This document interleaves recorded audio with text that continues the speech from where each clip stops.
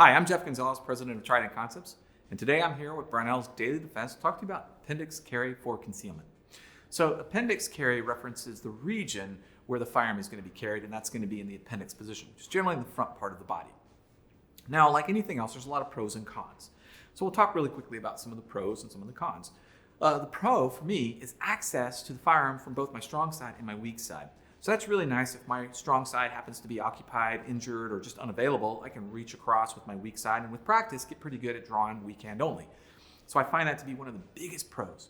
Some of the other things that folks will talk about is the draw stroke speed. And I feel like the draw stroke speed is relative to how well you practice on the strong side. So if both were practiced at the same level of competency, you're not going to really see a big difference.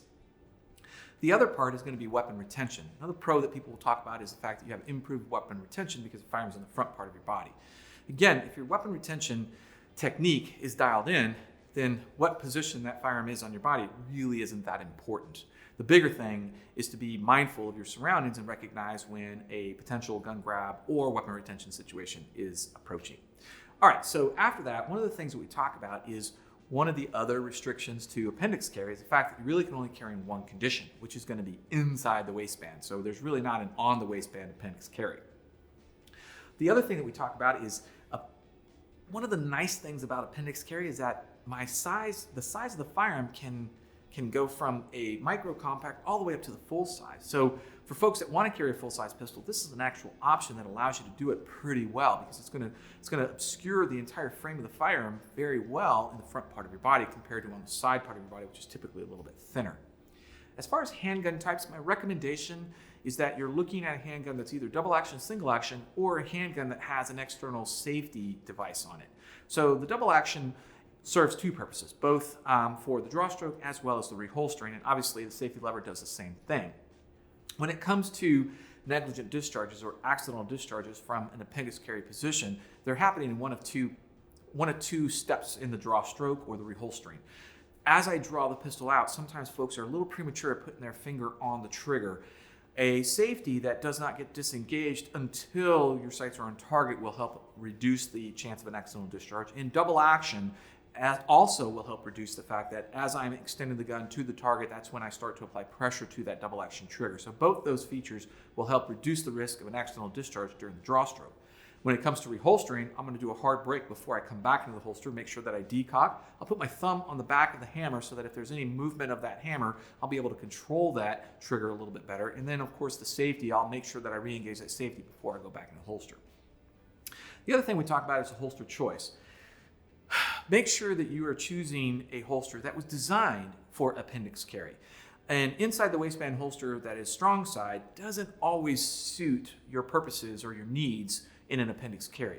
There's a couple of things that you want to think about, but most importantly is that you want to make sure that the firearm is going to be comfortable when you're wearing it. So that's one of the cons that we'll sometimes hear is that it's a little bit uncomfortable to carry the firearm in the front part of the body from a kind of like a daily wear perspective. And I will admit that sometimes it can be a little bit uncomfortable, but with time and the right selection of the handgun and the holster, it can typically mitigate that.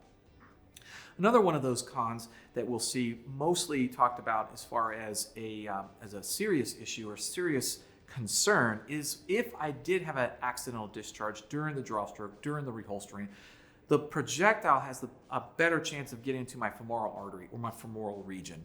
And that is a real concern. So I'm always going to recommend that you work through this in a very controlled manner so that you're moving at a pace that you can safely move.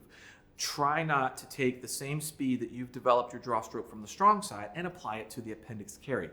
A new approach requires you to kind of take things slow again from the beginning.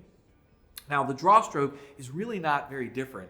I will default to a strong hand only movement, which means that I'm going to go horizontal to vertical. And then after I've done that, the firearm still comes out and then goes straight to the target. Now, here's where I will do my hard break, make sure that my trigger finger's on the home position. Go ahead and clear my cover garment. I'm going to do two things as I go to reholster. I'm going to take a step back. I'm going to look the gun in and press my muzzle outboard as I go to reholster.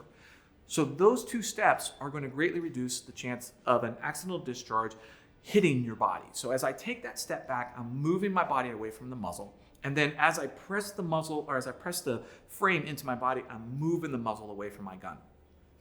So a couple of mistakes that I see, common mistakes that I will see is, again, making the mistake of trying to go too fast too soon. Take your time, make sure that you practice this safely before you try to move to a live fire condition. The next mistake that we'll see is when somebody tries to take an inside the waistband holster designed for strong side and make it work on a appendix carry. The last mistake that we'll see is anytime you violate the safety rules as far as moving your trigger finger to the trigger before you're ready to fire. And if you can avoid doing that, and if you can make sure that you apply that hard brake before you reholster, you're going to greatly reduce the risk of an accidental discharge. All right, I'm Jeff Gonzalez. Would love to hear any questions or comments. Feel free to post them down below. Until then, take care and stay safe.